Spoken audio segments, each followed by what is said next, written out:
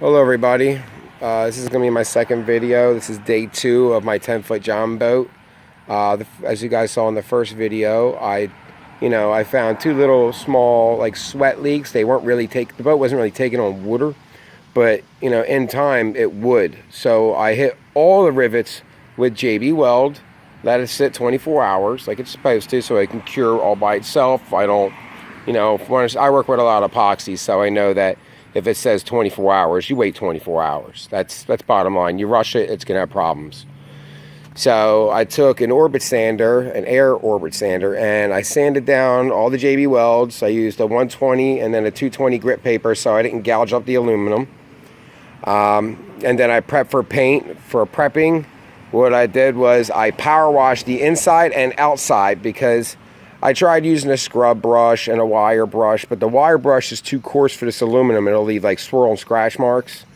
So with a power washer, it really works into it and gets all the black grime and age off of it. When I was done, it looked actually pretty good. It looked like the bright, shiny, bare aluminum. So I took my leaf blower because I couldn't wait to let it air dry. So I dried it off completely. The second it was dry, I scrub the whole thing down with towels and acetone. So that way when I put 2 coats of primer on, and the 2 coats of primer, it looks pretty good. I rolled it on. It's the Rust-Oleum. From what I read online, there is marine paint, but it's, the marine paint, from what I understand, is more for saltwater use. This is going to be freshwater, so it's not going to get beat up and harsh. Salt's not going to pound off the paint and whatnot. So with the Rust-Oleum, I rolled on 2 coats. You wouldn't even know that I rolled it on. It looks great. It's an even coat. Those of you that would just want to do the primer and a clear coat, that would actually look pretty good. But I chose to do black. The reason why I chose to do black is because I saw like John boats that were brand new for sale, and it had that dark olive green. And if I was using this for hunting, I would do the camo and whatnot. But I'm not really much of a camo guy. I'd rather just do a jet black on the bottom and sides, and then I'm going to do the gray carpet on the inside. So I like, so that way it looks like a nicer boat than what it is. I can't afford something real expensive, so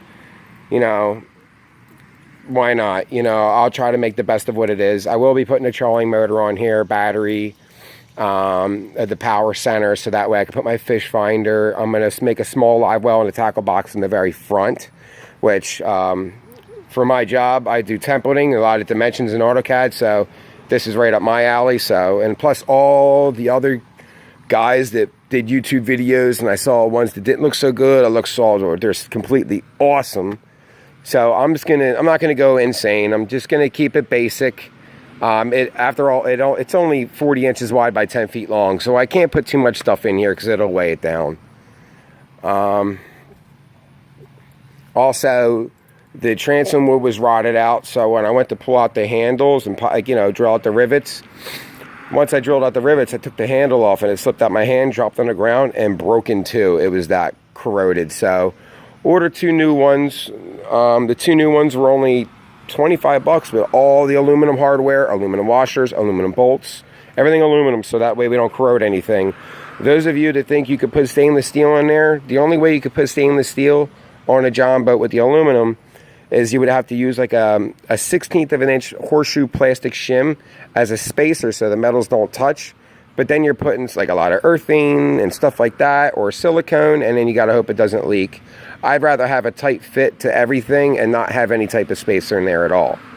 So, don't cheap out. The stainless steel handles that I saw were like all in all was like $18.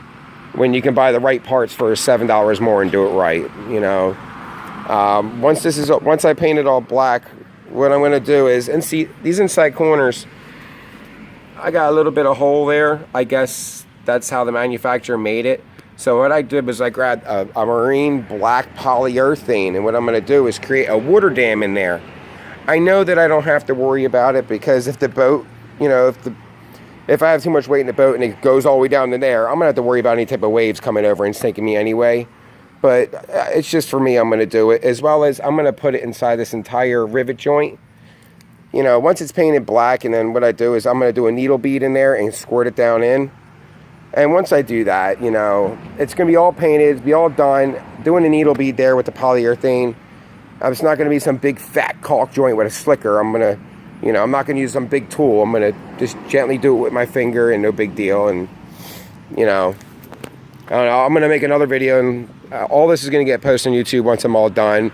So I got pictures just from the raw boat itself when I first got it all dingy and nasty to, you know, a finished product. So that way other guys that are trying to do it yourself and, you know, or want to do a father-son project. This was supposed to be a father-son.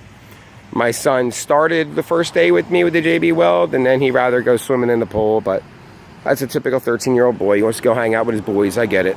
I did it too. So, I don't know. I'll talk to you guys on the next video. Take it easy.